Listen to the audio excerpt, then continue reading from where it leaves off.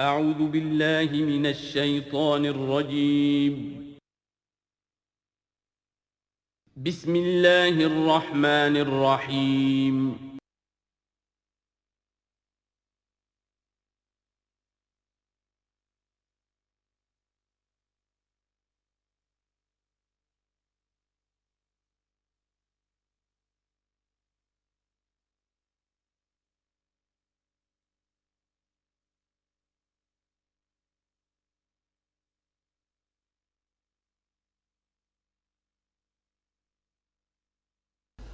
الحمدللہ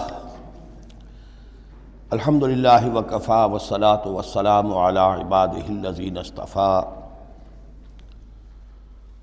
خصوصاً علی افضلہم وخاتم النبیین محمد الامین وعلی آلہ وصحبہ اجمعین.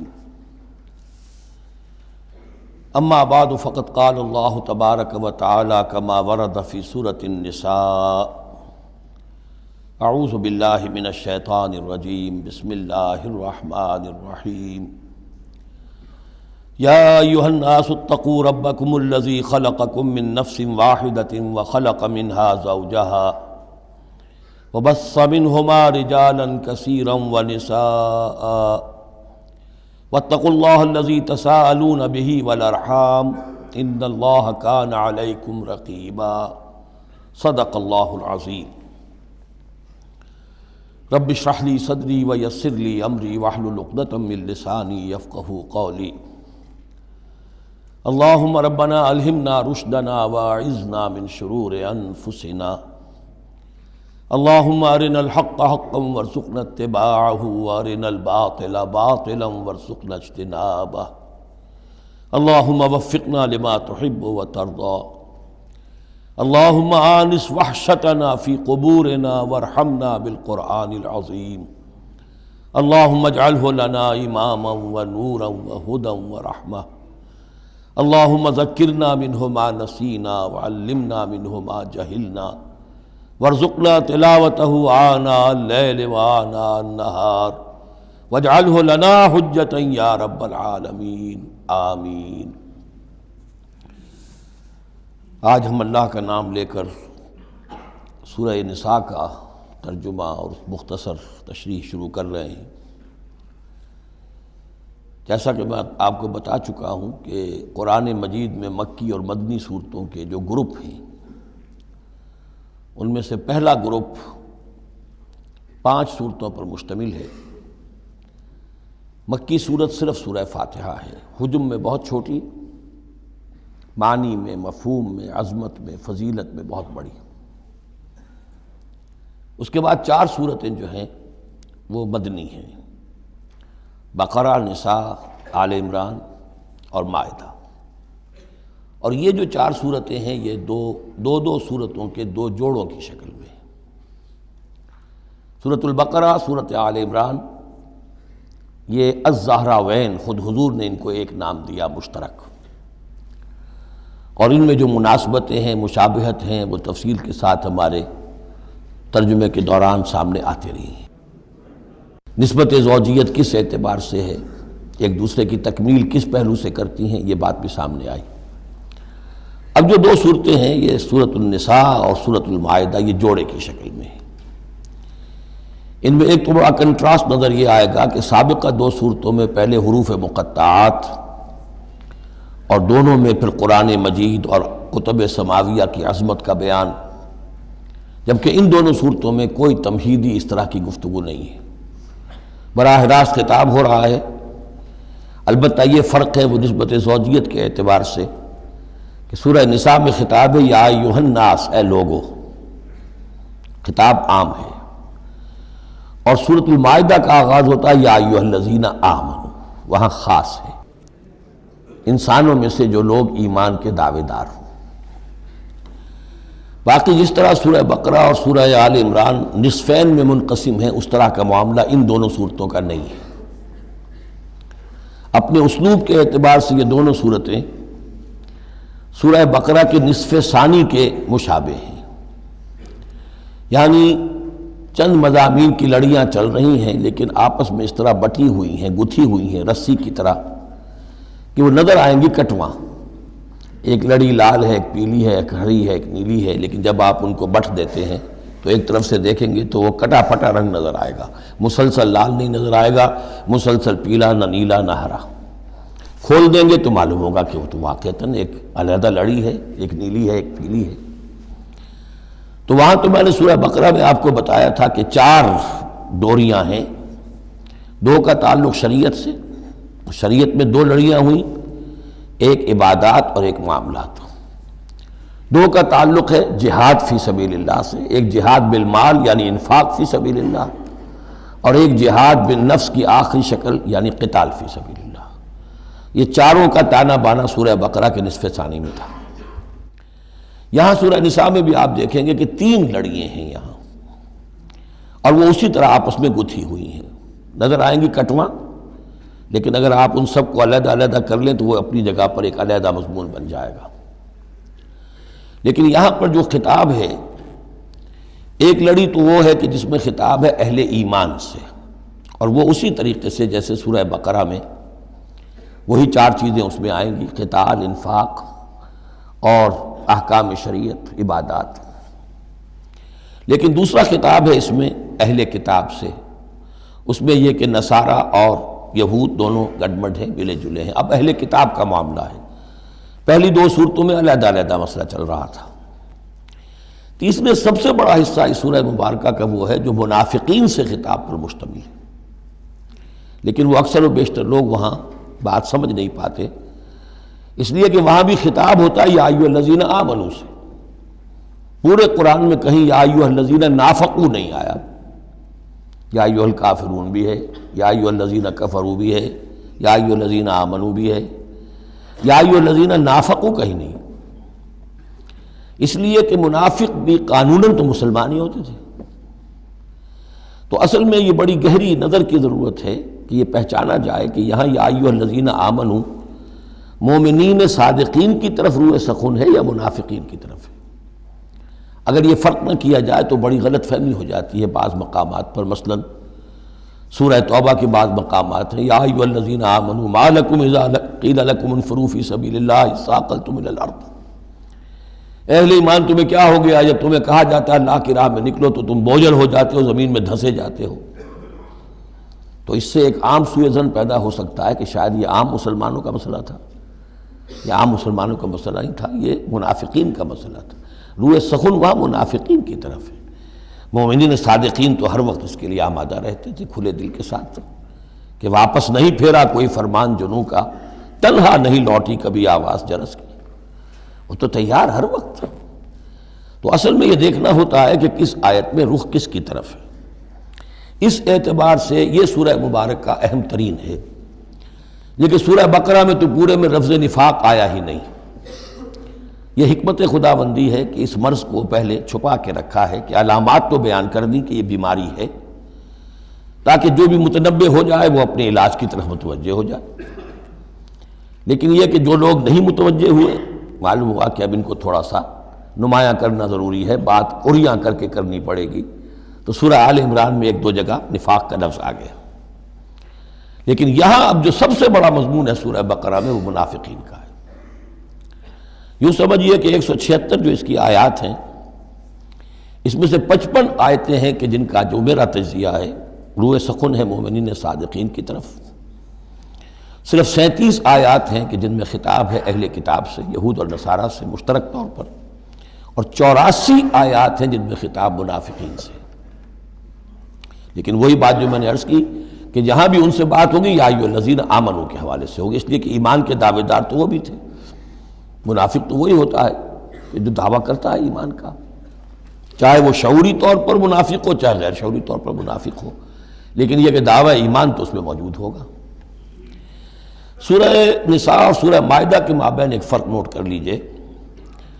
انسانی تمدن میں سب سے بنیادی چیز جو ہے وہ ہے معاشرہ، اور معاشرے میں عورت اور مرد کا تعلق، اور نمبر 2 جو معاشرے میں کچھ کمزور طبقات ہوتے ہیں ان کے لحاظ کا خیال، ان کے حقوق کا لحاظ کرنا۔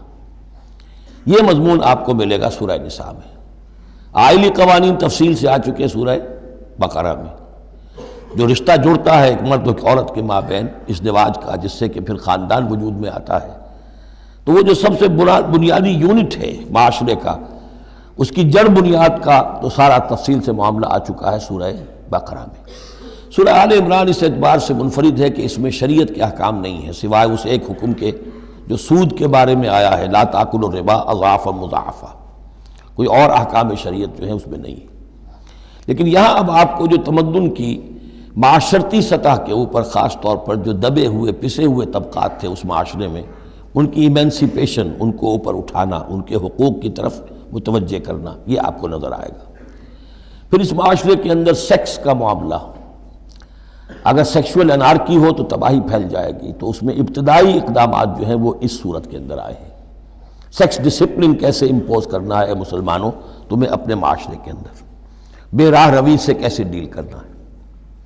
تو اس طریقے سے تمدن کی جو بنیادی جو منزل ہے اس پر گفتگو ہو رہی ہے۔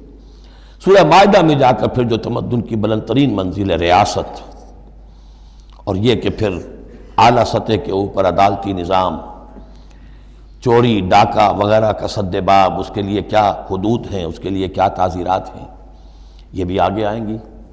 باقی سورہ نساء میں جیسے ہے ویسے ہی سورہ مائدہ میں بھی اہل کتاب سے بھی آخری خطاب ہوگا۔ تو جیسا کہ میں نے عرض کیا تھا کہ یہ پہلا گروپ جو ہے اس میں دو لڑیاں ہیں، ایک ہے یہ شریعت کا گروپ ہے، شریعت شروع ہو رہی ہے، بلو پرنٹ اس کا سورہ بقرہ سے، اس کے تکمیلی احکام سورہ مائدہ میں، اور دوسرا اس میں خطاب ہے اہل کتاب کے ساتھ، وہ بھی تدریجاً بڑھ کر آخری باتیں وہ ہے کہ جو پھر سورہ مائدہ میں ہمیں ملیں گی۔ بس اتنی تمہید، اور اس میں بھی خاصا وقت صرف ہو گیا ہے۔ یا ایھا الناس اتقوا ربکم الذی خلقکم من نفس واحدۃ۔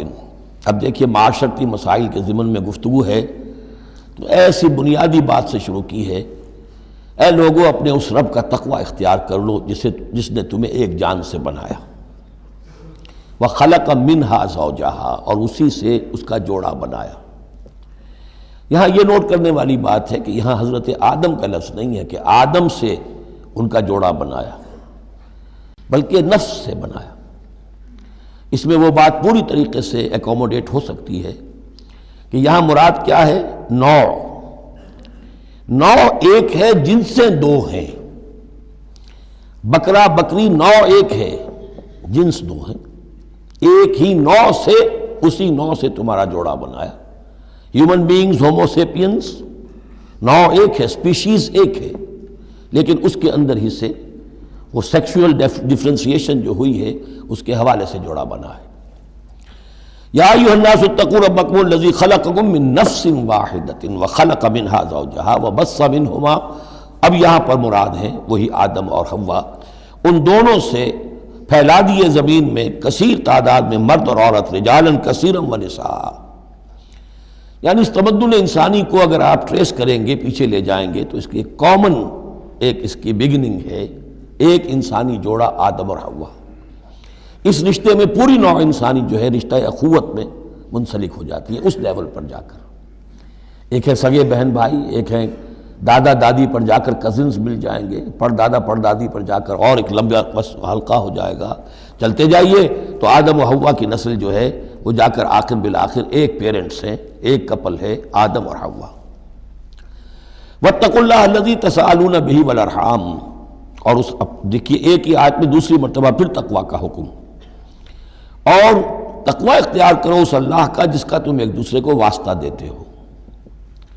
آپ کو معلوم ہے کہ دنیا میں فقیر بھی مانگتا ہے تو اللہ کے نام پر مانگتا ہے، اللہ کے واسطے مانگتا ہے، اور اکثر و بیشتر معاملات جو تمدنی ہوتے ہیں، گھریلو جھگڑے ہوں، ان کو بھی جب نمٹانا ہوتا ہے تو آخر کار کہنا پڑتا ہے کہ اللہ کا نام مانو اور تم یہ بات چھوڑ دو، اپنی اس ضد سے باز آ جاؤ۔ تو جہاں آخری اپیل کرنی ہے اللہ کے حوالے سے تو اس کا تقوی اختیار کرو، تو یہ جھگڑے ہو گئی نہیں، اس کے احکام پر چلو۔ اس نے سوسائٹی کے مختلف طبقات کے حقوق معین کر دیے، مرد کے حقوق، عورت کے حقوق، رب المال کے حقوق، عامل کے حقوق، مضاربت ہے تو ایک وہ ہے کہ جس کا سرمایہ ہے، اور ایک وہ ہے کہ جو کام کر رہا ہے، دونوں کے کیا حقوق ہیں، کیا اختیارات ہیں۔ اگر ان کی پیروی کی جائے، ان کی پابندی کی جائے تو جھگڑا نہیں ہوگا۔ والارحام، اور رحمی رشتوں کا لحاظ رکھو۔ یہ وہ رحمی رشتہ ہے جیسا کہ میں نے بتایا، والدہ پر جا کر بہن بھائی ایک ہو گئے، دادی پر جا کر ایک اور بڑی تعداد میں ایک ہو گئے، یہ رحمی رشتے ہیں۔ لیکن انہی رحمی رشتوں کو پھیلاتے چلے جائیے تو کل بنی آدم، اور جتنی بھی بنات حوا ہیں وہ سب ایک ہی نسل سے، ایک ہی باپ اور ایک ہی ماں کی اولاد ہیں۔ ان اللہ کان علیکم رقیبا، یقیناً اللہ تعالیٰ تم پر نگران ہے۔ یہ تقویٰ کی روح ہے۔ اگر یہ خیال رہے کہ میں کسی کی نگاہ میں ہوں، کوئی مجھے دیکھ رہا ہے، میرا ہر عمل اس کی نگاہ میں ہے، چھپا ہوا نہیں ہے، چاہے میں نے سب دروازے بند کر دیے، کھڑکیاں بند کر دیں اور پردے لگا دیے، سب کچھ ہو گیا، لیکن ایک آنکھ سے میں نہیں چھپ سکتا۔ ان اللہ کان علیکم رقیبا، اگر یہ مستحضر رہے تو پھر تقویٰ ہوگا، پھر اللہ کے حکم کی پابندی کی جائے گی۔ اب دیکھیے یہ حکمت نبوت ہے صلی اللہ علیہ وسلم، اس آیت کو حضور نے خطبہ نکاح میں شامل کیا، کیونکہ نکاح کا موقع کیا ہوتا ہے کہ ایک مرد ایک عورت کے درمیان پھر وہی رشتہ ازدواج قائم ہو رہا ہے، آدم کا ایک بیٹا، حوا کی ایک بیٹی، پھر اسی رشتے میں منسلک ہو رہے ہیں جس میں کہ آدم اور حوا تھے، جس طرح ان سے نسل پھیلی ہے اب ان سے آگے نسل بڑھے گی۔ لیکن یہ کہ اس پورے معاشرتی معاملے میں، خاندانی معاملات میں، عائلی معاملات میں، جیسے سورہ بقرہ میں ہم نے دیکھا کتنی مرتبہ واتقوا اللہ واتقوا اللہ واتقوا اللہ، تقویٰ نہیں ہوگا تو پھر خالی قانون جو ہے اس کے اندر وہ تاثیر نہیں ہوا کرتی۔ قانون کو تو تختہ مشق بھی بنایا جا سکتا ہے، وَلَا تَتَّخِذُوا آیَاتِ اللَّهِ هُزُوًا، اللہ کی آیات کا ٹھٹا ہی نہ بنا دو کہ قانون کا تقاضا تو پورا ہو رہا ہے لیکن اس کی جو روح ہے وہ بالکل ختم ہو جاتی ہے۔ وَآتُوا الْيَتَامَىٰ أَمْوَالَهُمْ، اور وہ جو دبے ہوئے طبقات ہیں ان میں سے یتیم ایک اہم طبقہ تھا، ان کے کوئی حقوق نہیں تھے، مال ان کے ہڑپ کر لیے جاتے تھے، کمزور تھے۔ وَآتُوا الْيَتَامَىٰ أَمْوَالَهُمْ وَلَا تَتَبَدَّلُوا الْخَبِيثَ بِالطَّيِّبِ، ان کا مال جو ہے اس میں سے اچھا اچھا مال لے لیا، برا ان کو اپنا برا مال ان میں شامل کر دیا۔ انہیں کیا پتہ چلا؟ اگر اول تو یہ کہ ہڑپ ہی کر گئے، نہیں تو بہت متقی ہوئے تو چلیے تعداد پوری کر دی، لیکن یہ کہ ان کا جو اچھا مال تھا اپنے طرف لے لیا اور ردی مال ادھر لگا دیا۔ وَلَا تَأْكُلُوا أَمْوَالَهُمْ إِلَىٰ أَمْوَالِكُمْ، اور ان کے مال اپنے مالوں میں شامل کر کے ہڑپ نہ کرو۔ إِنَّهُ كَانَ حُوبًا كَبِيرًا، یقیناً یہ بہت بڑا گناہ، بہت بڑے بوال کی بات ہے۔ وَإِنْ خِفْتُمْ أَلَّا تُقْسِطُوا فِي الْيَتَامَىٰ، اور اگر تمہیں اندیشہ ہو کہ تم یتیم بچیوں کے بارے میں انصاف نہیں کر سکو گے، یعنی یتیم ایک تو لڑکا ہوا، چلیے اس کی ایک زندگی ہے، ایک خاص حد کو پہنچنے کے بعد وہ ایک انڈیپینڈنٹ لائف اختیار کر لے گا۔ یتیم لڑکی کا معاملہ یہ ہوتا تھا کہ وہ یہ کہ کوئی ولی ہے، اس سے انہیں نکاح بھی کر لیا لڑکی سے تاکہ اس کا مال بھی قبضے میں آ جائے، اور چونکہ یتیم ہے اس کے پیچھے اس کے حقوق کی نگہداشت کرنے والا کوئی ہے ہی نہیں۔ اگر ماں باپ ہوں تو ظاہر بات ہے کہ پھر وہ بچی کے حقوق کے بارے میں بھی تو کچھ بات کر سکیں، لہذا جس طرح چاہیں اس پر ظلم کریں، ان کا کوئی پرسان حال نہیں۔ تو اس میں خاص طور پر کہ یتیم ایک تو ہے لڑکا اور ایک لڑکی یتیم۔ وَآتُوا الْيَتَامَىٰ، اسے منکرین سنت نے، منکرین حدیث نے اس آیت کو مختلف طریقے سے وہ تعبیر کیا ہے، لیکن وہ میں یہاں اس وقت بیان نہیں کر سکتا۔ جو مفہوم میں صحیح سمجھتا ہوں، جو سلف سے چلا آ رہا ہے، جو حضرت عائشہ صدیقہ رضی اللہ تعالی عنہا سے مروی ہے، تو میں وہی بات بیان کر رہا ہوں۔ یہاں جو ہے دوسری آیت میں، یہ تیسری آیت میں، وہ یتامہ سے مراد ہیں یتیم بچیاں، یتیم خواتین۔ وَإِنْ خِفْتُمْ أَلَّا تُقْسِطُوا فِي الْيَتَامَىٰ فَانكِحُوا مَا طَابَ لَكُم مِّنَ النِّسَاءِ مَثْنَىٰ وَثُلَاثَ وَرُبَاعَ، تو پھر یہ ہے کہ تم ان یتیم بچیوں سے نکاح مت کرو، اور تمہیں جو پسند ہو، اگر ضرورت ہے دو دو تین تین چار چار کی حد تک تمہیں اجازت ہے، نکاح کر سکتے ہو۔ تعدد ازدواج کی یہی آیت قرآن مجید میں۔ لیکن یتیم بچیوں کے تم ولی بن کر کہیں اور ان کی شادی کرو تاکہ ان کے حقوق کے لیے پاسبان بن کر تم کھڑے ہو سکو، ورنہ یہ کہ تم نے انہیں اپنے گھروں میں ڈال دیا تو پھر ان کے حقوق کا کون ہوگا جو باز پرس کر سکے تم سے۔ فَإِنْ خِفْتُمْ أَلَّا تَعْدِلُوا، البتہ یہ جو ہم نے آزادی دی ہے دو دو تین تین چار چار، اس کی ایک شرط ہے، اور وہ یہ کہ اگر دو شادیاں ہیں، تین ہیں، چار ہیں، تو عدل ہو۔ وَإِنْ خِفْتُمْ أَلَّا تَعْدِلُوا، اگر تم ان میں برابری نہ کر سکو، یہ اندیشہ ہو، فَوَاحِدَةً، تو پھر ایک ہی شادی کرو، ایک ہی بیوی، اس سے زائد نہیں۔ او ما ملکت ایمانکم، اور دوسرا کھاتا یہ ہے، یا جو تمہاری ملک یمین ہو، جو لونڈیاں ہوں، جو جنگوں میں غزوات میں جو بھی آتی تھیں، وہ ایک علیحدہ معاملہ ہے، ان کی تعداد کے اوپر کوئی تعین نہیں ہے، لیکن پھر شادی ایک ہوگی۔ اگرچہ اس میں آگے چل کر بات آ جائے گی کہ اس انصاف میں قلبی رجحان اور میلان شامل نہیں ہے۔ جو چیز گنتی کی ہو سکتی ہے، ٹائم کتنا گزار رہے ہو، کس بیوی کے پاس کتنا، سب اس میں مساوات ہونی چاہیے۔ نان نفقہ کیا دے رہے ہو، کپڑے کیسے دے رہے ہو، ان تمام چیزوں میں جو کاؤنٹ ہو سکتی ہیں، جو مادی چیزیں ہیں، جو دیکھی بھالی جا سکتی ہیں، اس میں انصاف اور عدل لازم ہے۔ البتہ دلی رجحان اور میلان جس پر کہ انسان کو قابو نہیں ہوتا، اس میں گرفت نہیں ہے۔ ذالک ادنیٰ اللہ تعولوا، یہ اس سے قریب تر ہے کہ تم ایک ہی طرف کو نہ جھک پڑو، کہ ایک ہی بس بیوی کی طرف سارا میلان ہے، رجحان ہے۔ اور جیسا کہ آگے آئے گا کہ دوسری جو ہے یا دوسری جو ہیں وہ معلق ہو کر رہ گئی ہیں کہ نہ وہ شوہروں والی ہیں اور نہ وہ آزاد ہیں کہ کہیں اور نکاح کریں۔ وَآتُوا النِّسَاءَ صَدُقَاتِهِنَّ نِحْلًا، اور عورتوں کو ان کے مہر خوش دلی کے ساتھ دیا کرو، مجھ کو تاوان سمجھ کے نہ دیا کرو۔ یہ صدقات جو ہے صداق کی جمع ہے، اور صدقے کی جمع ہے صداقات۔ دال پر زبر ہو تو صدقے کی جمع، اور دال پر پیش ہے صدقات تو یہ صداق کی جمع ہے۔ فَإِن تِبْنَ لَكُمْ عَنْ شَيْءٍ مِّنْهُ نَفْسًا، پھر اگر وہ خود اپنی مرضی سے، اپنی رضامندی سے اس میں سے کوئی چیز تمہیں دے دیں، تم نے مہر جو انہیں دیا تھا وہ تم نے ادا کر دیا، اب وہ تمہیں کوئی ہبہ کر رہی ہیں، تمہیں اس میں سے کوئی چیز جو ہے ہدیہ کر رہی ہیں، تحفہ دے رہی ہیں، تو کوئی حرج نہیں۔ فَكُلُوهُ هَنِيًّا مَرِيًّا، تو تم اسے استعمال میں لاؤ، کھاؤ لچتا پچتا، اس میں کوئی حرج نہیں ہے۔ لیکن یہ ہے کہ وہ ہو ان کی مرضی سے، زبردستی نہیں، جبر کر کے نہ لے لیا جائے۔ فَإِن تِبْنَ لَكُمْ عَنْ شَيْءٍ مِّنْهُ نَفْسًا، بالکل اپنی مرضی سے۔ وَلَا تُؤْتُوا السُّفَهَاءَ أَمْوَالَكُمُ الَّتِي جَعَلَ اللَّهُ لَكُمْ قِيَامًا وَارْزُقُوهُمْ فِيهَا وَاكْسُوهُمْ وَقُولُوا لَهُمْ قَوْلًا مَّعْرُوفًا۔ اب ایک معاشرے میں طبقہ ایسا بھی ہوتا ہے سفہاء، بچہ ہے ابھی اس کو سمجھ نہیں ہے یا آوارہ ہو گیا ہے، باپ مال بہت چھوڑ گیا ہے، اب وہ مال اڑا رہا ہے، تو یہاں پہ تصور دیا گیا کہ اس میں معاشرتی سطح پر روک تھام ہونی چاہیے۔ یہ نہیں کہ میرا مال ہے میں جیسے خرچ کروں۔ تو اموالکم کہا گیا، یہ اصل میں ایک معاشرے کی ایک مشترک سی چیز ہے، مشترک بہبود کے لیے ہے، چاہے انفرادی ملکیت ہے لیکن پھر بھی اس معاشرے کی اس کے اندر مشترک بہبود ہونی چاہیے۔ مت پکڑا دو ناسمجھوں کو یا بے وقوفوں کے اپنے مال، جن کو اللہ تعالیٰ نے تمہارے لیے دنیا کے گزران کا ذریعہ بنایا ہے۔ وَارْزُقُوهُمْ فِيهَا، ہاں انہیں رزق دیتے رہو اس میں سے، وَاكْسُوهُمْ کھلاتے رہو پلاتے رہو، وَقُولُوا لَهُمْ قَوْلًا مَّعْرُوفًا، اور ان سے بات کیا کرو البتہ نرم، اچھے انداز میں۔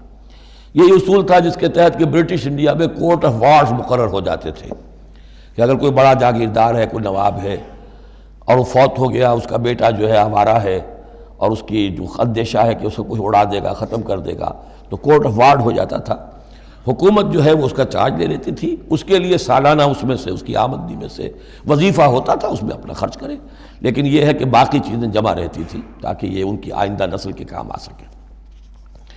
وَابْتَلُوا الْيَتَامَىٰ حَتَّىٰ إِذَا بَلَغُوا النِّكَاحَ، اور یتیموں کی دیکھ بھال کرتے رہو، جانچ پرکھ کرتے رہو، دیکھتے رہو کہ ان کے اندر کبھی شعور پیدا ہو گیا یا نہیں۔ فَإِنْ آنَسْتُم مِّنْهُمْ رُشْدًا، تو جب تم دیکھو ان میں کہ اب یہ باشعور ہو گئے ہیں، سمجھدار ہو گئے ہیں، فَادْفَعُوا إِلَيْهِمْ أَمْوَالَهُمْ، تو ان کے اموال ان کے حوالے کر دو۔ وَلَا تَأْكُلُوهَا إِسْرَافًا وَبِدَارًا أَن يَكْبَرُوا، اور دیکھو اس مال کو کھانے کی کوشش نہ کرو، ہڑپ نہ کرو جلدی سے، کہ ایسا نہ ہو کہ بچے جوان ہو جائیں تو یہ مال تو دے ہی دینا ہے میں نے، تو اس سے پہلے جتنا بھی اس کو میں کھا جاؤں کھا لوں۔ وَمَنْ كَانَ غَنِيًّا فَلْيَسْتَعْفِفْ، اگر کوئی جو ولی ہے یتیم کا وہ غنی ہے، اللہ نے اسے خود دے رکھا ہے، کشائش ہے اس کے پاس، تو پھر اسے یتیم کے مال میں سے کچھ بھی لینے کا حق نہیں ہے، پھر اسے یتیم کے مال سے بچتے رہنا چاہیے۔ وَمَنْ كَانَ فَقِيرًا، اور اگر کوئی خود تنگ دست ہے، محتاج ہے، اب ظاہر بات ہے وہ یتیم کی کوئی نگہداشت بھی کر رہا ہے، اس کا کچھ وقت بھی اس پہ صرف ہو رہا ہے، تو فَلْيَأْكُلْ بِالْمَعْرُوفِ، تو معروف طریقے سے، بھلے انداز میں، جو کہ معقول انداز ہو، اس میں سے اگر وہ یتیم کے مال میں سے کچھ کھا بھی لے تو کوئی حرج نہیں ہے۔ اسلام کی تعلیم بڑی فطری ہے، اس کے اندر وہ بندشیں نہیں ہیں کہ جو ان نیچرل ہوں، جن پر عمل کرنا ناممکن ہو جائے۔ فَإِذَا دَفَعْتُمْ إِلَيْهِمْ أَمْوَالَهُمْ، اور جب تم ان کے مال ان کے حوالے کر دو، فَأَشْهِدُوا عَلَيْهِمْ، تو گواہ بنا لو کہ یہ چیزیں تھیں جو آج کی تاریخ میں میری تحویل میں تھی، آج تک میں نے ان کے حوالے کر دی۔ وَكَفَى بِاللَّهِ حَسِيبًا، باقی اللہ تعالیٰ کافی ہے حساب لینے کے لیے۔ یہ دنیا کا معاملہ ہے، اس کے لیے لکھت پڑھت شہادت، باقی اصل حساب تو تمہیں اللہ کے ہاں جا کے دینا ہے۔ لِلرِّجَالِ نَصِیبٌ مِّمَّا تَرَكَ الْوَالِدَانِ وَالْأَقْرَبُونَ، مردوں کے لیے بھی حصہ ہے اس میں سے کہ جو ترکہ چھوڑا ہو، جو وراثت چھوڑی ہو والدین نے اور رشتہ داروں نے۔ وَلِلنِّسَاءِ نَصِیبٌ مِّمَّا تَرَكَ الْوَالِدَانِ وَالْأَقْرَبُونَ، اور عورتوں کا بھی حصہ ہے اس میں سے جو والدین کی وراثت ہے، جو انہوں نے ترک کیا ہے، ان کا ترکہ ہے، اور رشتہ داروں کا۔ یہاں پہلی مرتبہ اب عورت کو وراثت کا حق دیا جا رہا ہے، ورنہ عرب کے معاشرے میں عورت کا کوئی حق وراثت نہیں تھا۔ یہاں پہ فرمایا گیا کہ مما قل منہ او کثر، چاہے وہ وراثت تھوڑی ہو چاہے زیادہ ہو، قانون جو ہے اللہ کا اس کو اس کے اوپر پوری طور سے نافذ ہونا چاہیے۔ نصیبا مفروضہ، اور یہ حصہ ہے اللہ کی طرف سے فرض کیا گیا۔ اب میں آپ کو نوٹ کراؤں گا کتنی مرتبہ یہ تاکید ہو رہی ہے اس قانون وراثت کی، اور آپ اگر ساتھ ہی دیکھتے رہیں کہ کتنی دھجیاں اس کی بکھرتی ہیں ہمارے معاشرے کے اندر، کوئی اس کا لحاظ نہیں۔ اور بڑا جو ہمارا خاص طور پر ایک علاقہ ہے کہ جہاں ویسے نماز روزہ بہت ہوتا ہے، وہ بیٹیوں کو کوئی وراثت میں کوئی حصہ دینے کے لیے وہ کسی صورت تیار نہیں ہوتے۔ شریعت کے کچھ چیزیں جو ہیں وہ بہت اہم ہیں، اور شریعت کی یہ چیزیں جو ہیں کس قدر تاکید کے ساتھ آ رہی ہیں، یہ کہتے ہیں یہ رواج کے تحت ہوگا۔ وَإِذَا حَضَرَ الْقِسْمَةَ أُولُو الْقُرْبَىٰ، اور جب وراثت کی ترکے کی تقسیم ہو رہی ہو تو اب اگر وہاں کچھ قرابت دار بھی آ جائیں، والیتامى، یتیم بھی آ جائیں، والمساکین، کچھ محتاج بھی آ جائیں، فارزقوہم منہ وقولوا لہم قولا معروفا، تو انہیں بھی کچھ دے دلا دو اس میں سے، کیونکہ اس وقت دیکھ رہے ہیں تقسیم ہو رہی ہے، وہ بالکل محتاج ہیں، تو احساس محرومیت جو ہے اس کو کسی نہ کسی درجے میں جو بھی اس کے اندر کچھ ان کی بداوا ہو سکتا ہو کرو۔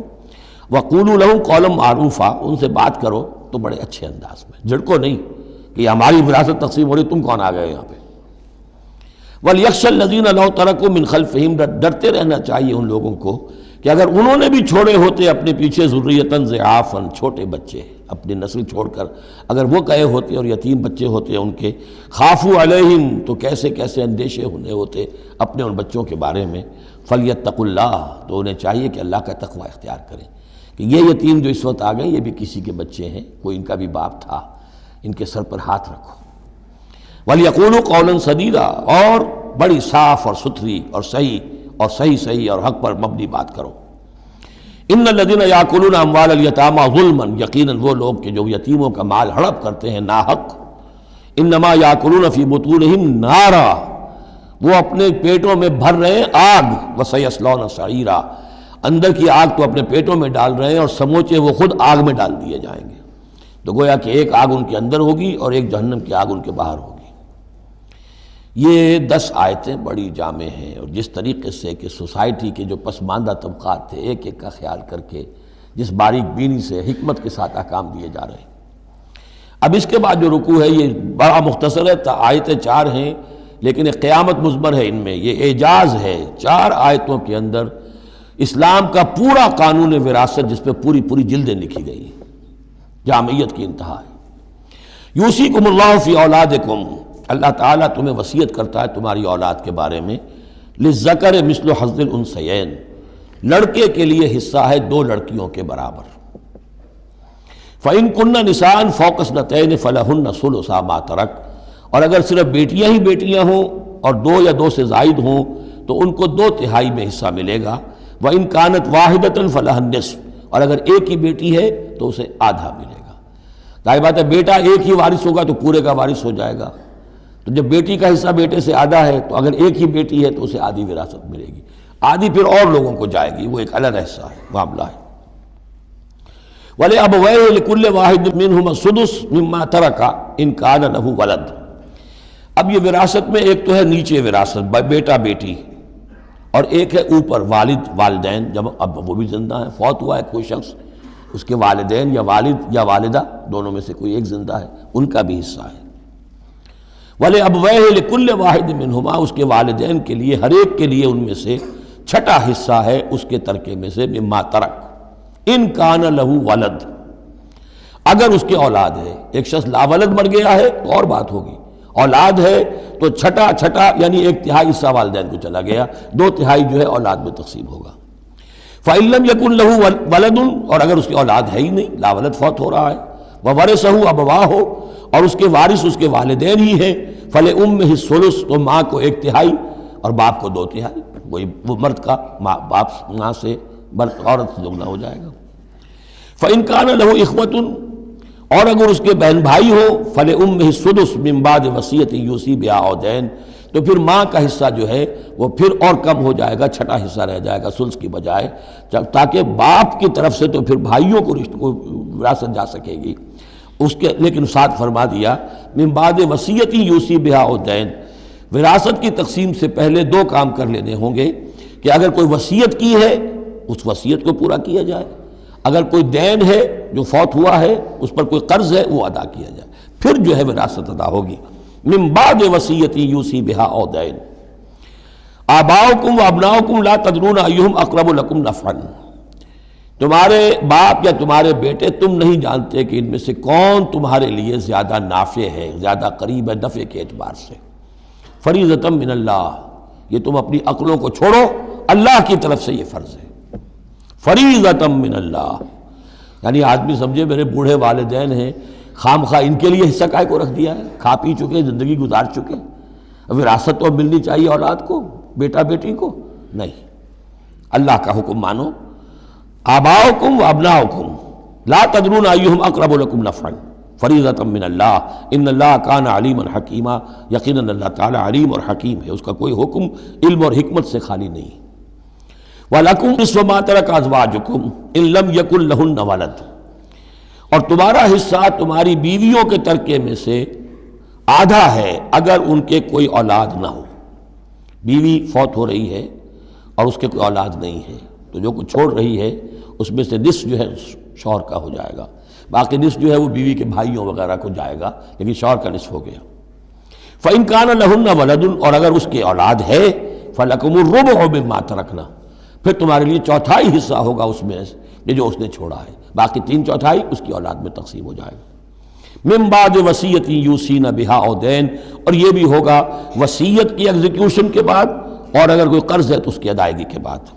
وَلَهُنَّ الرُّبُعُ مِمَّا تَرَكْتُمْ، اور جو کچھ تم چھوڑو، مرد شوہر فوت ہو گیا ہے تو اس کی وراثت میں سے بیویوں کا حصہ ہے 1/4، ان لم یکن لکم ولد، اگر تمہارے کو اولاد نہیں ہے۔ فَإِن كَانَ لَكُمْ وَلَدٌ، اور اگر تمہارے اولاد ہے، فَلَهُنَّ الثُّمُنُ مِمَّا تَرَكْتُمْ مِن بَعْدِ وَصِيَّةٍ تُوصُونَ بِهَا أَوْ دَيْنٍ، تو پھر تو ان کے لیے 8واں حصہ ہے،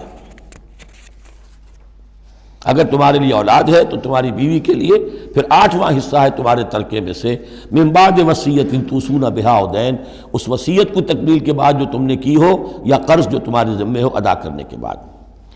وَإِن كَانَ رَجُلٌ يُورَثُ كَلَالَةً، اور اگر کوئی شخص جس کی وراثت جو ہے تقسیم ہو رہی ہے کلالہ تھا، او امراتن، یا کوئی عورت بھی کلالہ ہو سکتی ہے۔ یہ کلالہ کون ہوتی ہے؟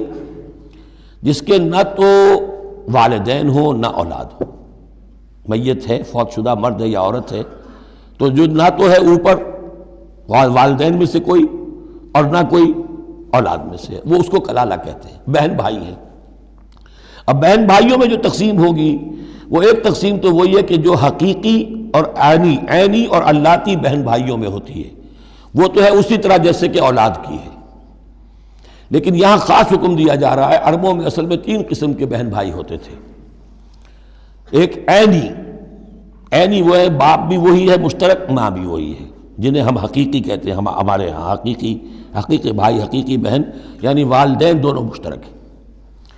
اللاتی کہ باپ ایک ہے اور مائیں جدا ہیں، لیکن عرب میں ان میں کوئی فرق نہیں تھا، وہ بھی حقیقی کہلاتے تھے۔ حکم جو ہے معاشرے کے اندر ان کے عینی اور اللاتی بہن بھائیوں کا ایک ہی تھا، کوئی فرق نہیں تھا۔ ان کے ہاں سوتیلا وہ کہلاتا تھا کہ ماں ایک ہو باپ اور ہوں۔ ایک شخص کی اولاد تھی، وہ فوت ہو گیا، اب اس کی بیوی نے دوسری شادی کر لی ہے، اب اس سے بھی اولاد ہے، تو ماں تو ایک ہے، اولاد دو ہیں، 2 باپ سے ہیں، وہ کہلاتے ہیں کہ جو اخیافی ہیں۔ ان کا حکم دے رہا ہے کہ اگر کوئی شخص مرا ہے وہ کلالہ ہے، چاہے وہ مرد ہے یا عورت ہے، وَلَهُ أَخٌ أَوْ أُخْتٌ، اس کی ایک بہن ہے یا ایک بھائی ہے، فَلِكُلِّ وَاحِدٍ مِّنْهُمَا السُّدُسُ، تو ان میں سے ہر ایک کے لیے 6واں حصہ ہے۔ فَإِن كَانُوا أَكْثَرَ مِن ذَلِكَ، اور اگر وہ اس سے زیادہ ہیں، فَهُمْ شُرَكَاءُ فِي الثُّلُثِ، پھر وہ 1/3 میں حصے دار رہیں گے. من بعد وصیت یوصی بہا او دین، یہی 2 شرطیں پھر ہیں. اس وصیت کو ایگزیکیوٹ کرنے کے بعد جو کی گئی ہو یا قرض کی ادائیگی کے بعد، غیر مضار، اور یہ سارا کام ایسے ہونا چاہیے کہ کسی کو ضرر پہنچانے کی نیت نہ ہو. وصیۃ من اللہ، یہ اللہ کی طرف سے تاکید ہے. واللہ علیم حلیم، اللہ تعالیٰ سب کچھ جاننے والا، کمال حلم والا ہے. اس کے حلم پر دھوکہ نہ کھاؤ کہ وہ تمہیں پکڑ نہیں رہا ہے. اس کی پکڑ جب آئے گی تو ان بطش ربک لشدید، پھر اس کی پکڑ بڑی سخت ہوگی. تلک حدود اللہ، یہ اللہ کے حدود ہیں. ومن یطع اللہ ورسولہ یدخلہ جنات تجری من تحتہا الانہار، جو اللہ اور اس کے رسول کی اطاعت کرے گا وہ داخل کرے گا انہیں ان باغات میں جن کے دامن میں ندیاں بہتی ہوں گی، خالدین فیہا، جس میں وہ ہمیشہ ہمیشہ رہیں گے. وذالک الفوز العظیم، اور یقیناً یہ بہت بڑی کامیابی ہے. ومن یعص اللہ ورسولہ ویتعدی حدودہ، اور جو کوئی نافرمانی کرے اللہ اور اس کے رسول کی اور تجاوز کرے اس کی حدود سے، یدخلہ نارا خالدا فیہا، اس کو وہ داخل کرے گا آگ میں جس میں وہ ہمیشہ ہمیشہ رہیں گے. وَلَهُ عذاب مہین، اور ان کے لیے عذاب مہین ہوگا، اہانت آمیز عذاب. اب جب میں نے عرض کیا تھا سیکس ڈسپلن، اسلامی معاشرے کی اب تطہیر شروع ہو رہی ہے. مکے میں تو ظاہر بات ہے مسلمان جب تک تھے تو غلبہ وہاں کفار کا تھا. اب یہاں مدینے میں اللہ نے مسلمانوں کو وہ حیثیت دی ہے کہ اپنے معاملات کو سنوارنا شروع کریں. تو ایک ایک کر کے ان معاشرتی چیزوں کو اور ان سوشل پرابلمز کو ڈیل کیا جا رہا ہے. اب اگر کوئی سیکشول انارکی ہے، کوئی بدکاری معاشرے میں ہے، کیا کیا جائے، کیسے روک تھام ہو، اس کے ابتدائی احکام یہ آ رہے ہیں. اس کے تکمیلی احکام جو ہے وہ سورہ نور میں آئیں گے چل کر، یہ تدریجاً. یہ سورہ نساء، پھر ہے سورہ نور، احزاب، پھر ہے سورہ نور، اور پھر ہے سورہ مائدہ.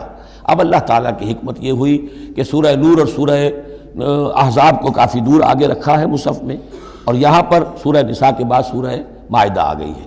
ورنہ سورہ نساء، پھر سورہ احزاب، پھر سورہ نور، اور پھر سورہ مائدہ ہے. ترتیب یہ ہے. باقی اور بھی مدنی صورتیں درمیان میں ہیں، لیکن یہ 4 بڑی بڑی صورتیں جو ہیں جن میں معاشرتی مسائل جو ہیں وہ تفصیل سے آئے ہیں، وہ ان کی ترتیب یہ ہے. واللاتی یاتین الفاحشۃ من نسائکم، اور وہ عورتیں تمہاری عورتوں میں سے جو کوئی کسی بے حیائی کا ارتکاب کریں، فاستشہدوا علیہن اربعۃ منکم، تو پھر گواہ بناؤ، گواہ لاؤ ان پر تم میں سے 4. اگر وہ گواہی دیں، فإن شہدوا، اگر گواہی دیں کہ ہاں اس عورت نے بدکاری کی ہے، فامسکوہن فی البیوت، تو پھر ان عورتوں کو گھروں میں بند کر دو. حتی یتوفاہن الموت، یہاں تک کہ موت ان کو لے جائے. یتوفاہن الموت، موت ان کو لے جائے، موت ان کا قصہ پاک کرے. او یجعل اللہ لہن سبیلا، یا اللہ ان کے لیے کوئی اور راستہ نکال دے.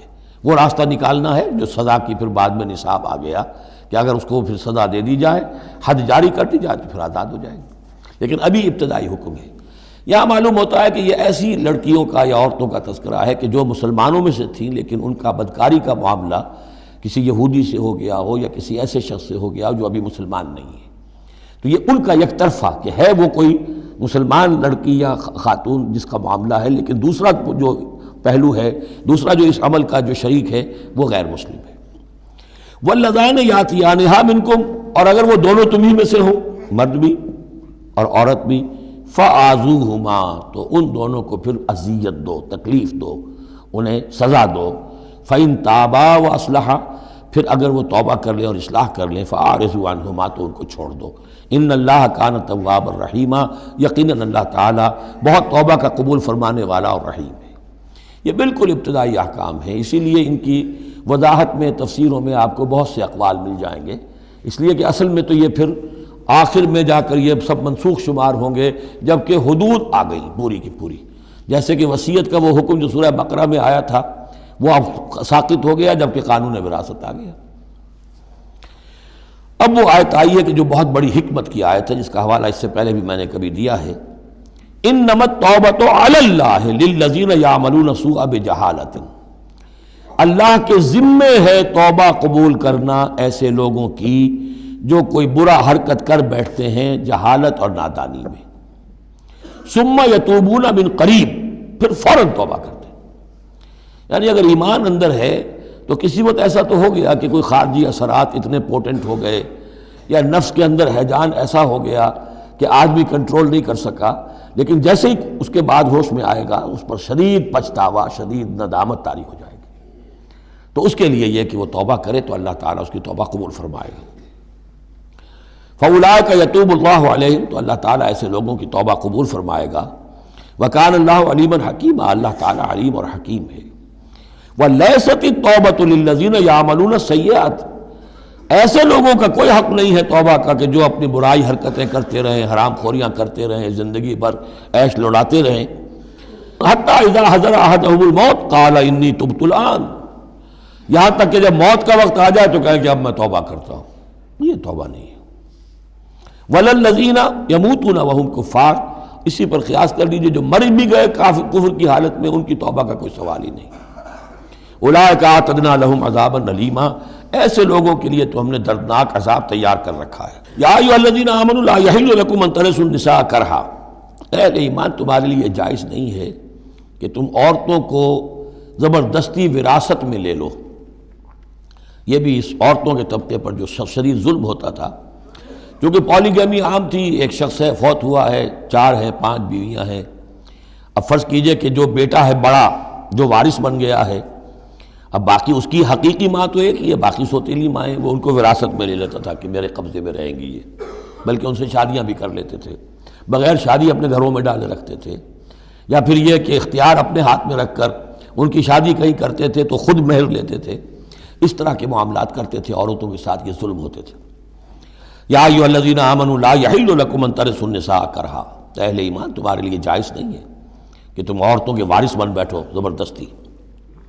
ولا تعضلوہن لتذهبوا ببعض ما آتیتموہن، اور نہ تمہارے لیے یہ جائز ہے کہ تم ان کا راستہ روک کے رکھو انہیں، تاکہ تم واپس لے لو ان سے جو کچھ کہ تم نے انہیں دیا ہے۔ اب نکاح کیا تھا اس وقت تو بڑے چاؤ تھے اور لاڈ تھے اور کیا کیا دے دیا تھا، اور اب جو ہے اس سے وہ واپس ہتھیانے کے لیے طرح طرح کے ہتھ کنڈے استعمال ہو رہے ہیں، انہیں تنگ کیا جا رہا ہے، ٹارچر کیا جا رہا ہے، ذہنی طور پر تکلیف پہنچائی جا رہی ہے۔ الا یاتین بفاحشۃ مبینہ، ہاں اگر کسی سے صریح جو ہے حرام کاری کا فعل سرزد ہو گیا، اس پر کچھ زیادتی کی جائے، اسے کچھ سزا دی جائے، جیسے کہ اوپر آ چکا ہے فعذوہما، اس وقت تو اجازت ہے۔ اس کے بغیر جو ہے کسی کے اوپر زیادتی کرنا، خاص طور پر اگر نیت یہ ہے کہ میں اس سے اپنا مہر واپس لے لوں۔ وعاشروہن بالمعروف، دیکھو عورتوں کے ساتھ معاشرت اختیار کرو، رہو سہو معروف طریقے پر، بھلے طریقے پر، اچھے طریقے پر، نیکی اور راستی کے ساتھ۔ فَإِن كَرِهْتُمُوهُنَّ فَعَسَىٰ أَن تَكْرَهُوا شَيْئًا وَيَجْعَلُ اللَّهُ فِيهِ خَيْرًا كَثِيرًا، تو اور اگر تمہیں کسی وجہ سے اب وہ ناپسند ہو گئی ہیں، انہیں پسند نہیں کرتے تم، تو ہو سکتا ہے کہ کسی شے کو تم ناپسند کرو، درا حال ہے کہ اللہ نے اسی میں تمہارے لیے خیر کثیر رکھ دیا۔ پتہ نہیں ایک عورت جو ہے کسی ایک اعتبار سے آپ کے دل سے اتر گئی ہے، طبیعت کا میلان نہیں رہا ہے، اس میں اور کون کون سی خوبیاں ہیں، کس اعتبار سے آپ کے لیے وہ خیر کا ذریعہ بنتی ہے، تو اللہ کے حوالے کرو اس معاملے کو، لیکن ان کے ساتھ رکھو معاشرت صحیح، ان کے حقوق ادا کرتے ہوئے۔ ہاں اگر معاملہ ایسا ہو گیا ہے کہ ساتھ رہنا ممکن نہیں ہے تو طلاق کا راستہ کھلا ہے، شریعت اسلامی نے اس میں کوئی تنگی نہیں رکھی ہے، یہ کرسچینٹی کی طرح کا کوئی غیر معقول نظام نہیں ہے کہ طلاق ہو ہی نہیں سکتی، وہاں یہ ہے کہ طلاق کا راستہ کھلا ہے۔ وَإِنْ أَرَدْتُمْ اسْتِبْدَالَ زَوْجٍ مَكَانَ زَوْجٍ، اور اگر تم نے فیصلہ ہی کر لیا ہو کہ ایک بیوی کی جگہ کوئی دوسری بیوی لانی ہے، وَآتَيْتُمْ إِحْدَاهُنَّ قِنْطَارًا، اور ان میں سے کسی ایک کو تم نے ڈھیروں مال دیا ہو، فَلَا تَأْخُذُوهُ مِنْهُ شَيْئًا فَلَا تَأْخُذُوا مِنْهُ شَيْئًا، اس میں سے کوئی شے واپس نہیں لے سکتے، جو مہر دیا تھا وہ ان کا ہے، اب اس میں سے کچھ واپس نہیں لے سکتے۔ اتاخذونہ بہتانا و اسما مبینا، کیا تم لوگے وہ مہر واپس ان سے ناحق اور صریح گناہ کے طور پر؟ وکیف تاخذونہ، کچھ عقل کے ناخن لو، کچھ شعور اور کچھ شرافت کا ثبوت دو، کیسے ان سے وہ مال تم واپس لینا چاہتے ہو؟ وقد افضى بعضكم الى بعض، جبکہ تم ایک دوسرے سے مل چکے ہو، تمہارے مابین انتہائی قریبی رشتہ جو بھی ہو سکتا ہے دنیا کا وہ قائم ہو چکا ہے۔ وَأَخَذْنَا مِنْكُمْ مِيثَاقًا غَلِيظًا، اور وہ تم سے بہت گہرا قول و قرار لے چکی تھی۔ اب قول و قرار ہوتا ہے نکاح کے وقت، اس میں ذمہ داری لیتا ہے مرد، کوئی ایک وہ بھی ایک کانٹریکٹ ہے۔ وَلَا تَنكِحُوا مَا نَكَحَ آبَاؤُكُم مِّنَ النِّسَاءِ إِلَّا مَا قَدْ سَلَفَ، اور جو تمہارے آباء نے تمہارے باپوں نے جن سے نکاح کیا ہو ان سے تم نکاح مت کرو. جو میں نے کہا تھا نا کہ جو سوتیلی مائیں ہوتی تھیں ان کو وہ اپنے نکاح کر کے گھر میں ڈال دیا یا بغیر نکاح کے ڈال دیا. یہ نکاح وہاں بھی اس معاشرے میں بھی اس کو کہتے تھے نکاح مقت، بہت ہی برا نکاح ہے. فطرت انسانی تو اباح کرتی ہے لیکن رواج ان کا تھا. یہاں قرآن مجید نے آ کر اس کا جو ہے سختی کے ساتھ سد باب کیا. وَلَا تَنكِحُوا مَا نَكَحَ آبَاؤُكُمْ، جن عورتوں سے نکاح کیا ہو تمہارے باپوں نے ان سے نکاح نہ کرو. مِنَ النِّسَاءِ إِلَّا مَا قَدْ سَلَفَ، سوائے اس کے کہ جو ہو چکا. إِنَّهُ كَانَ فَاحِشَةً وَمَقْتًا، یقیناً یہ بڑی بے حیائی کی بات ہے اور اللہ تعالیٰ کے غضب کو بھڑکانے والی ہے. وَسَاءَ سَبِيلًا، اور بہت ہی برا راستہ ہے. اب یہ طویل آیت آ رہی ہے جس میں محرمات ابدیہ کا بیان ہے کہ کن رشتوں میں نکاح کا معاملہ نہیں ہو سکتا. ایک مرد کن کن اپنی خواتین رشتہ داروں سے شادی نہیں کر سکتا. حرمت علیکم امہاتکم، حرام کر دی گئی تم پر تمہاری مائیں. نمبر 1. وبناتکم، تمہاری بیٹیاں. واخواتکم، اور تمہاری بہنیں. وعماتکم، اور تمہاری پھوپھیاں. وخالاتکم، اور تمہاری خالائیں. وبنات الاخ، اور بھائی کی بیٹیاں یعنی بھتیجیاں.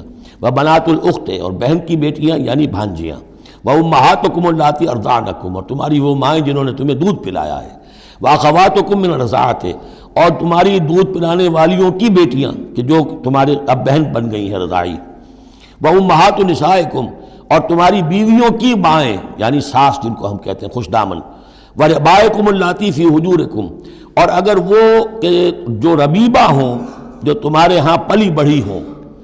من نسائکم اللاتی دخلتم بہن، ربیب اس کو کہتے ہیں کہ ایک عورت کے پہلے کوئی اولاد تھی، آپ نے ان سے شادی کی ہے تو وہ اولاد بھی ساتھ لے آئی ہے. اب وہ آپ کی بیٹے بیٹیاں ہی ہو گئی آپ کی، لیکن وہ آپ کے حقیقی بیٹے بیٹیاں نہیں، ربیب کہلاتے ہیں، ربیب اور ربیبہ. تو وہ ربیب اور ربیبہ بھی حرام ہیں اگر اس جو ماں ہے اس کے ساتھ مقاربت کی ہو. اگر اس کے ساتھ تعلق زن و شہ ہوا ہے تو پھر وہ ربیبہ جو ہے بچی جو آئی تھی اس کے ساتھ وہ بھی حرام ہو گئی. لیکن اگر کسی وجہ سے بغیر اس کے کہ ان کے ساتھ کوئی جنسی تعلق ہو طلاق ہو جائے تو پھر اس ربیبہ کے ساتھ نکاح ہو سکتا ہے. وَرَبَائِبُكُمُ اللَّاتِي فِي حُجُورِكُم مِّن نِّسَائِكُمُ اللَّاتِي دَخَلْتُم بِهِنَّ، جن سے تم نے صحبت کی ہو ان کی جو بیٹیاں ہیں سابقہ شوہروں سے وہ حرام ہیں. فَإِن لَّمْ تَكُونُوا دَخَلْتُم بِهِنَّ، اور اگر تم نے ان سے صحبت نہ کی ہو فَلَا جُنَاحَ عَلَيْكُمْ، تو پھر کوئی حرج نہیں ہے.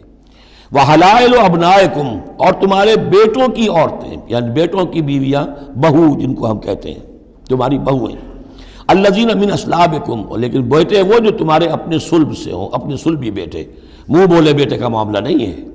وَأَن تَجْمَعُوا بَيْنَ الْأُخْتَيْنِ، اور یہ بھی تم پر حرام کیا گیا ہمیشہ کے لیے کہ بیک وقت دو بہنوں کو جمع کرو ایک نکاح میں. إِلَّا مَا قَدْ سَلَفَ، سوائے اس کے کہ جو ہو چکا. إِنَّ اللَّهَ كَانَ غَفُورًا رَحِيمًا، یقیناً اللہ غفور الرحیم. جو ہو گیا پہلے کا، اس کو تو گڑھے مردے اکھاڑے نہیں جا سکتے، لیکن آئندہ کے لیے یہ محرمات ابدیہ ہیں. اس میں حضور نے اضافہ کیا ہے کہ دو بہنوں کو بھی ایک وقت نکاح میں نہیں رکھ سکتے، اسی طرح خالہ بھانجی کو بھی نکاح میں نہیں رکھ سکتے، اور پھپھی بھتیجی کو بھی نکاح میں نہیں رکھ سکتے. یہ محرمات ابدیہ ہیں کہ جن کے ساتھ کسی حال میں کسی وقت شادی نہیں ہو سکتی. اب ہے وہ محرمات جو عارضی ہیں. والمحصنات من النساء، وہ عورتیں جو کسی اور کے نکاح میں ہیں. اب یہ اس وجہ سے کہ وہ اس کے نکاح میں ہیں آپ پر حرام ہے. ہاں اگر وہ طلاق دے دے پھر آپ شادی کر سکیں گے اس سے، لیکن یہ کہ اس کے اوپر جو حرمت ہے اس کی وہ حرمت ابدی اس نوع کی نہیں ہے جو اس آیت میں جو بیانات ہوئی، بلکہ یہ کہ وہ تو کسی اور کے نکاح میں ہونے کی. محصنات، حصن کہتے ہیں قلعے کو، جو قلعے میں ہیں، پہلے ہی ایک خاندان کے قلعے کے اندر ہیں وہ اور شوہر والیاں ہیں. الا ما ملکت ایمانکم، سوائے یہ کہ ان میں سے کوئی تمہارے ہاں کنیز بن کر آ جائے. اب ظاہر بات ہے جنگ ہوئی ہے، وہ عورتیں جو ہیں مشرک مردوں کی بیویاں ہیں، وہ لونڈیاں بن کے آ گئی ہیں، تو اگرچہ وہ بیویاں ہیں مشرکوں کی، محصنات ہیں اس معنی میں، لیکن وہ لونڈی کی حیثیت سے آپ کے لیے جائز ہوں گی. کتاب اللہ علیکم، یہ اللہ کی کتاب ہے، حکم ہے، فرض ہے تمہارے اوپر. وَإِلَّا لَكُمْ مَا وَرَاءَ ذَلِكُمْ، اب اس کے علاوہ تمہارے لیے تمام عورتیں حلال ہیں. تو آپ نے دیکھا کہ کتنی تھوڑی سی تعداد میں عورتیں ہوئیں کہ جن سے نکاح حرام ہوا، باقی کثیر تعداد. یعنی مباحات کا دائرہ بہت وسیع ہے، محرمات کا دائرہ بہت محدود ہے. ان تبتغوا باموالکم، لیکن یہ کہ اس کے لیے نکاح ہوگا مہر دے کر، اموال کے ساتھ تم اس میں نکاح کرو۔ محسنین، نیت ہو گھر میں بسانے کی، قلعے میں لانے کی، غیر مسافہین، صرف مستی نکالنے کی نہیں، یعنی یہ جو ہے اس کو ایک کھیل اور ہابی نہ بنا لو، گھر میں آباد کرنے کی نیت ہو، اس سے شادی کی جائے۔ مَسْتَمْتَعْتُمْ بِهِ مِنْهُنَّ فَآتُوهُنَّ أُجُورَهُنَّ، تو جو بھی تم نے ان سے استفادہ کیا ہے تو انہیں ان کے مہر جو ہے مقرر ہوئے ہیں، فریضۃً وہ دو۔ وَلَا جُنَاحَ عَلَيْكُمْ فِي مَا تَرَاضَيْتُمْ بِهِ مِنْ بَعْدِ الْفَرِيضَةِ، اس میں کوئی حرج نہیں ہے کہ کسی مہر کے مقرر ہونے کے بعد اگر باہمی رضامندی سے اس میں کوئی کمی بیشی ہو جائے۔ ان اللہ کان علیما حکیما، یقیناً اللہ تعالی علیم ہے اور حکیم ہے۔ وَمَن لَّمْ يَسْتَطِعْ مِنْكُمْ طَوْلًا أَن يَنكِحَ الْمُحْصَنَاتِ الْمُؤْمِنَاتِ، اور جو کوئی تم میں سے اتنی استطاعت نہ رکھتا ہو، مقدرت نہ رکھتا ہو کہ مومن محسنہ عورتوں سے شادی کر سکے۔ اب محسن دو معنی میں آتا ہے، ایک خاندانی لڑکی، شریف لڑکی، خاندانی آزاد گھرانے کی کہ اسے گھر کا قلعہ حاصل ہے، اور ایک شادی شدہ عورت کے جو ایک شوہر کے قلعے کے اندر ہے۔ ایک ہے خاندان کا قلعہ، خاندان کی پروٹیکشن حاصل ہے، سپورٹ حاصل ہے، تو وہ عورت جو ہے وہ محسنہ ہے۔ اسی طرح وہ عورت کہ جو شوہر کے گھر میں ہے، ایک قلعے میں ہے، اس کے گھر میں ہے، اس کی حفاظت میں ہے، وہ بھی محسنہ ہے۔ پہلے تھا وہ دوسری معنی میں یعنی شادی شدہ، یہاں مراد ہے شریف زادیاں، آزاد مسلمان عورتیں۔ اب ظاہر بات ہے آزاد مسلمان عورتوں کا تو مہر ادا کرنا پڑے گا، اس حوالے سے اب کوئی بیچارہ مفلس ہے، نہیں دے سکتا ہے تو کیا کرے۔ وَمَن لَّمْ يَسْتَطِعْ مِنْكُمْ طَوْلًا أَن يَنكِحَ الْمُحْصَنَاتِ الْمُؤْمِنَاتِ فَمِمَّا مَلَكَتْ أَيْمَانُكُمْ، تو جو لونیاں ہیں ان سے نکاح کر لو۔ مِنْ فَتَيَاتِكُمُ الْمُؤْمِنَاتِ، جو تمہاری مومن جو لونیاں ہوں۔ فَأَنكِحُوا وَاللَّهُ أَعْلَمُ بِإِيمَانِكُمْ، باقی یہ کہ کون مومن ہے اور نہیں ہے یہ اللہ بہتر جانتا ہے۔ مراد یہ ہے کہ جو بھی قانونی اعتبار سے مسلمان ہیں، جس کے تم ایک دوسرے کو مسلمان سمجھتے ہو۔ بعضکم من بعض، تم سب ایک دوسرے ہی میں سے ہو۔ فَأَنكِحُوهُنَّ بِإِذْنِ أَهْلِهِنَّ، تو ان سے تم نکاح کرو ان کے مالکوں کی اجازت سے۔ اب ظاہر بات ہے وہ لونڈی ہے زید کی، تو زید اس سے جنسی تعلق قائم کر سکتا ہے، لیکن یہاں اب ایک شخص اس سے اجازت لے رہا ہے کہ میں آپ کی اس لونڈی سے نکاح کرنا چاہتا ہوں۔ اگر اجازت دے دی، اب زید کا تعلق منقطع ہو جائے گا، اب وہ اس لونڈی اس کی اس اعتبار سے اس کے کام میں نہیں آ سکتی، بلکہ وہ اب منقوہ ہو جائے گی ایک مسلمان کی۔ اس لیے بِإِذْنِ أَهْلِهِنَّ، اور اس میں پیش نظر رکھیے کہ ایک معاشرہ تھا، بالفعل یہ شکلیں تھیں، یہ نہیں کہا جا رہا یہ شکلیں پیدا کرو۔ اصل بات کیا ہے کہ جو معاشرہ تھا جس میں کہ قرآن نے اصلاح کا عمل شروع کیا ہے، تو اس میں کیا کیا صورتحال تھی، کس کس اعتبار سے اس میں بہتری پیدا کی گئی تدریجاً۔ فَانكِحُوهُنَّ بِإِذْنِ أَهْلِهِنَّ وَآتُوهُنَّ أُجُورَهُنَّ بِالْمَعْرُوفِ، انہیں بھی ان کے جو مہر ہیں تھوڑے ہوں گے، وہ دو معروف طریقے پر دو۔ محسنات غیر مصافحات، ان سے بھی جو تعلق ہے یہ نکاح کا ہوگا تو نیت ہونی چاہیے گھر میں بسانے کی، محض مستی نکالنے کی اور شہوت رانی کی وہ نیت نہ ہو۔ ولا متخذات اخدان، اور نہ ہی کوئی چوری چھپی کی دوستیاں اور یاریاں ہوں، یہ نہیں، کھلم کھلا نکاح ہو، معلوم ہو کہ فلاں کی لونڈی ہے۔ جیسے حضرت سمیہ رضی اللہ تعالی عنہ، یہ ابو جہل کا چچا تھا، ایک شریف انسان تھا، اس کی لونڈی تھی۔ پھر جب یہ یاسر آئے ہیں یمن سے اور آباد ہوئے مکے میں، تو انہوں نے اس کے ابو جہل کے چچا سے اجازت لے کر اور ان کی لونڈی سمیہ سے شادی کی ہے۔ ان سے پھر حضرت عمار ہوئے، عمار ابن یاسر اور عمار کی والدہ سمیہ رضی اللہ تعالی عنہم، یہ تین کا ایک کنبہ تھا۔ وہ شریف آدمی مر گیا تو پھر ابو جہل جو ہے اس کو اختیار ہو گیا ان پر، اس نے پھر جو پرسیکیوٹ کیا ہے وہ آپ کو معلوم ہے۔ اس خاندان کو بدترین جو ایذائیں دی گئی ہیں وہ اس خاندان کو دی گئی۔ فَإِذَا أُحْصِنَّ، پھر جب وہ قید نکاح میں آ جائیں، فَإِنْ أَتَيْنَ بِفَاحِشَةٍ، پھر اگر وہ کوئی غلط کام کریں، اگر کوئی وہ جو ہے بے حیائی کا کام کریں، فَعَلَيْهِنَّ نِصْفُ مَا عَلَى الْمُحْصَنَاتِ، تو انہیں آدھی سزا دی جائے گی اس کی کہ جو شادی شدوں کو دی جائے گی۔ اب یہ جو ہے چونکہ ابتدائی احکامات ہیں، ابھی تک تو رجم کا حکم آیا ہی نہیں ہے، ابھی تک 100 کوڑوں کا حکم بھی نہیں آیا ہے، ابھی تو یہ تھا آزوہما، تو کوئی بھی انہوں نے اپنا طریقہ مقرر کر لیا ہے کہ اتنا کچھ ہم ماریں گے، تو اس میں البتہ ذہن میں رکھا جائے کہ اس میں یہ ہے کہ جو یہ لونڈی ہے منکوحہ، اس کو اگر سزا دینی ہے اسی طرح کے جرم کی تو اس کی سزا بھی آدھی ہوگی، اس لیے کہ ایک شریف خاندان کی عورت جس سے پروٹیکشن حاصل ہو، اس کا معاملہ اور ہے، اور ایک اس بیچاری غریب یعنی اس کا لونڈی کا معاملہ اور ہے۔ ذالک لمن خشی العنت منکم، یہ رعایت بھی کہ مسلمان لونڈیوں سے نکاح کر لو، یہ بھی تمہارے لیے، تم میں سے ان لوگوں کے لیے ہے کہ جنہیں اندیشہ ہو فتنے میں پڑنے کا، جو اپنی شہوت اور جنسی جذبے کو روک نہ سکتے ہو، کہ اگر ان کے لیے نکاح کی کوئی شکل نہیں بنتی ہے تو ہو نہ جائے کہ کہیں کسی غلط کام میں وہ ملوث ہو جائیں، ورنہ یہ کہ وان تصبروا، اگر تم صبر کرو تو چونکہ عام طور پر جو باندیاں تھیں ان کا کردار اونچا نہیں تھا اس معاشرے میں، تو بہتر یہ ہے کہ ان سے نکاح کرنے سے تم بچو اور تعفف کرو، اس میں بہتری ہے۔ وان تصبروا خیر لکم، اور اگر تم صبر کرو تو یہ تمہارے حق میں بہتر ہے۔ واللہ غفور الرحیم، اللہ غفور الرحیم ہے۔ یرید اللہ لیبین لکم، اب یہ چونکہ کچھ احکام آ رہے ہیں تو ایک فلسفے کی باتیں آ رہی ہیں اب چند۔ بسا اوقات ایسا ہوتا ہے کہ احکام کو انسان اپنے اوپر بوجھ سمجھنے لگتا ہے، یہ کرو یہ نہ کرو، یہ کرو یہ نہ کرو، تو آدمی کی طبیعت ہے، فطرت ہے، یہ بات سے محسوس کرتا ہے۔ بلکہ عیسائی تو میں نے ایک مرتبہ 1970 میں تقریر سنی تھی، کرسمس گزاری تھی لندن میں، تو انہوں نے کہا تھا کہ شریعت لعنت ہے، خواہ ایک انسان کو یہ حرام ہے، یہ حرام ہے، یہ حرام ہے، رک نہیں سکا ہے، اب دل اس کا میلا ہو جائے گا، گلٹی کانشنس ہو جائے گا، گلٹی کانشنس سے اس کے اندر جو ہے وہ نیگیٹو سائیکالوجی ڈیولپ ہونی شروع ہو جائے گی۔ یہ ساری گندگی کہاں سے پیدا ہوئی کہ آپ نے حرام حلال کا فلسفہ چھیڑ، سب حلال کرو چھٹی ہو جائے گی۔ تو ایسے ایسے فلسفے بھی دنیا میں ہیں، اور یہ میں نے تقریر سنی 1970 میں لندن میں کرسمس کے دنوں میں۔ یرید اللہ لیبین لکم، اللہ تعالیٰ چاہتا ہے کہ تمہارے لیے ان چیزوں کو واضح کر دے۔ وَيَهْدِيَكُمْ سُنَنَ الَّذِينَ مِن قَبْلِكُمْ، اور تمہیں ہدایت دے ان راستوں کی کہ جو تم سے پہلے کے لوگوں کے تھے۔ وَيَتُوبَ عَلَيْكُمْ، اب اس میں دونوں طرف جائے گا، پہلے کے نیکوکار بھی تھے، پہلوں کے بدکار بھی تھے۔ نیکوکاروں کا راستہ تم اختیار کرو، صراط الذین انعمت علیہم، اور دوسرے راستوں سے تم بچ سکو۔ وَيَتُوبَ عَلَيْكُمْ، اللہ چاہتا ہے تمہارے اوپر، تم پر عنایت فرمائے۔ واللہ علیم الحکیم، اللہ تعالیٰ سب کچھ جاننے والا، کمال حکمت والا ہے۔ واللہ یرید ان یتوب علیکم، دوبارہ پھر وہی، اللہ چاہتا ہے تم پر مہربانی فرمائے۔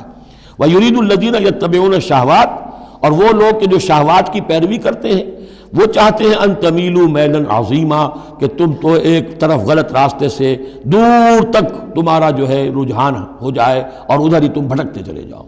آج جو بھی ہے عورت کی آزادی کی بنیاد پر، ایمینسیپیشن کی بنیاد پر، یہ ساری چیزیں جو ہو رہا ہے، ویمن لب ہے، یہ سب کا سب در حقیقت ان حدود اور قیود کو توڑ کر، اور سارا یہ جنسی جو ہے انارکی پھیلانے کی ایک سازش ہے جو دنیا میں چل رہی ہے۔